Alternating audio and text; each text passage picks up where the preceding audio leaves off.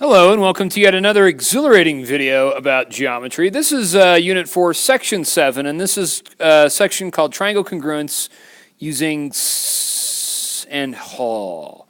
This is really a side-side-side congruence angle theorem, and HL stands for hypotenuse leg. So let's just come in here and write that down. That side-side, SSS stands for side, side, side. And HL stands for hypotenuse leg. So hypotenuse leg. Okay. So these are things, similar to angle side angle or side angle side, where we can kind of, use these ideas to help us show that triangles are congruent. So what we say using the side-side-side congruence theorem is that if three sides of one triangle are congruent to three sides of another triangle, then the two triangles are congruent. So what we would come in here is if we have both of these triangles and we see that AB is congruent to DE, and I'm going to write that down, that AB is congruent to DE, okay? And then if I know that BC here is congruent to FE, so BC is congruent to FE, okay?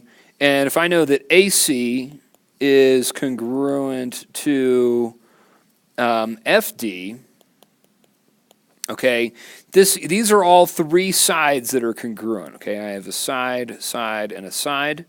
Okay, three statements of congruence, okay, but if I say I have side, side, side, okay, and then on the corresponding triangle I have side, side, side, then I know that triangle, okay, so I know that triangle ABC, okay, is congruent. All right, let's make sure these line up. So if I do A corresponds with D, so triangle D, and then E, and then F, okay? And we know that these two triangles are congruent by the side-side-side congruence theorem, okay? So then if I come over here and it says what value of x would make these two triangles congruent by side-side-side, then what I know is that PR, let's come in here, we know PR is congruent to US, okay? I know that QR, all right, QR is congruent to TU, okay, and I just know that because they're both 21 units long, 21 and 21. So I'm going to come in here and actually label those that they are congruent. Okay, so then if I wanted to show, I needed a third side, okay, and I need to know that PQ is congruent to TS, all right. So, if you wanted to show that those, that if this were to pan out by using side, side, side, we would need to show that PQ is congruent to TS, all right? So what we want to know is we want to know what value of x would make these congruent, okay? And so what we would do is we would set these equal to each other. And I would take 3x plus 4, okay, and set that equal to 13. Then if I subtract 4 from both sides, I get 3x is equal to 9, and divide by 3 on both sides, by 3, and I get that x is equal to 3, okay? And so that's the value of x that would make this triangle congruent to that triangle using side, side, side, okay? So, all right, let's move on. Let's talk about the hypotenuse leg theorem. Hypotenuse leg theorem says that if a hypotenuse and a leg of one right triangle are congruent to the hypotenuse and a leg of another right triangle, then the two triangles are congruent. So here's what I know, okay? I know that I have a right triangle, okay? Triangle JKL is a right triangle because one of those angles is a right angle. Same thing with XYZ, okay? Y is a right angle, so I know that XYZ, this triangle, is a right triangle. Now, I have a hypotenuse. Hypotenuse is the longest side. It's always across from the right angle, so I'm going to write that down real quick. The hypotenuse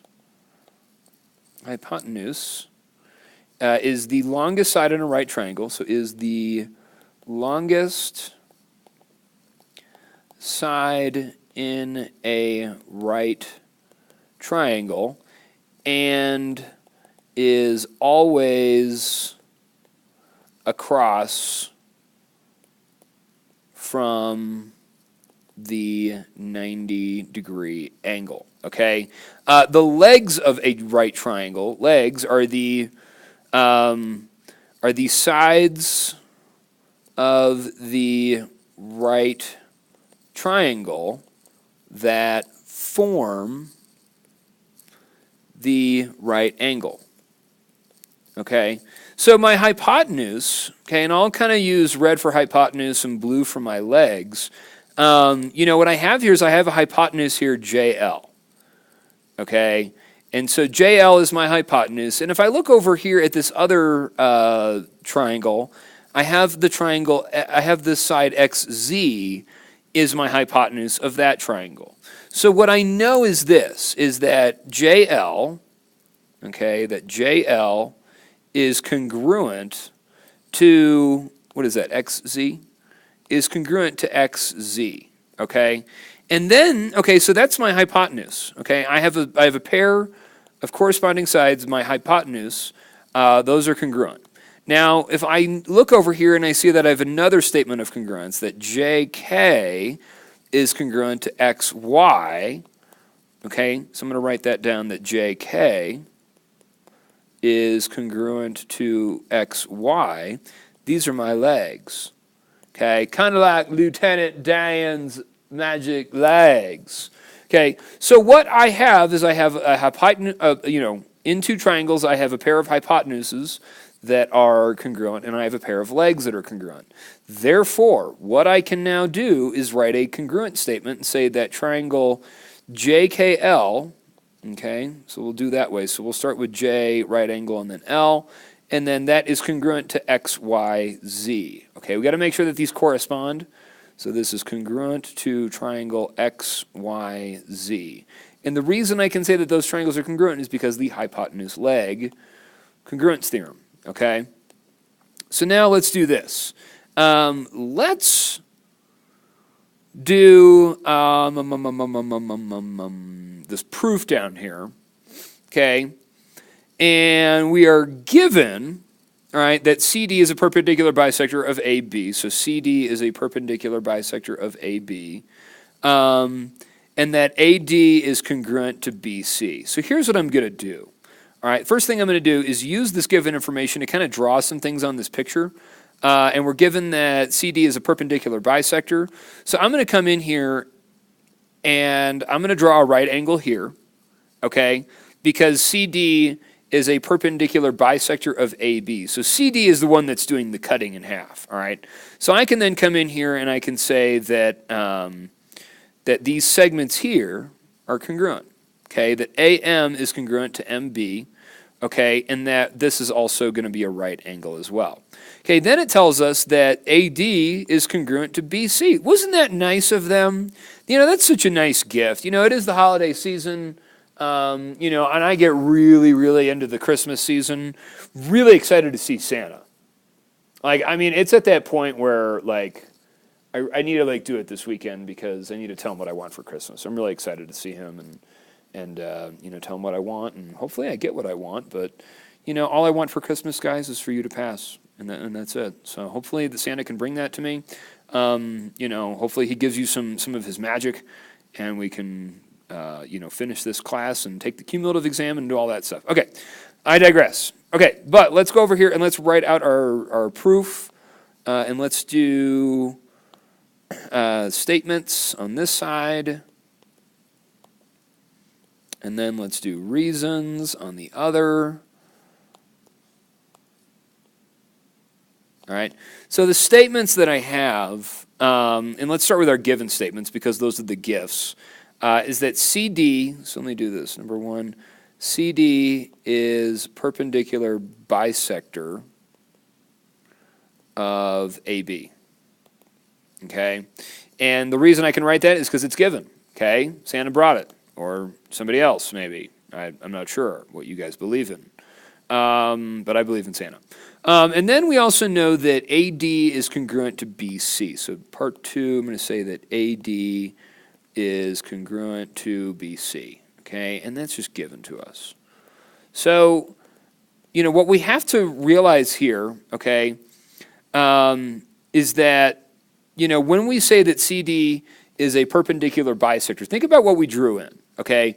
We drew in right angles here, okay? So I'm going to say that angle CMB, so in part 3, I've got angle CMB and AMD, angle AMD are right angles. Okay, and so the reason I can say that, that's the definition of a perpendicular bisector. Okay, that's what that did, bisector. Okay, and then I know that because of that, all right, on step 4, I said that AM was congruent to, was it MB? Okay, MB. And the reason why I could say that is because, again, that's the definition of the perpendicular bisector. Okay, and so the perpendicular bisector allowed us to write a lot of statements. Okay, so now what I have is I have a hypotenuse. Okay, I have a hypotenuse.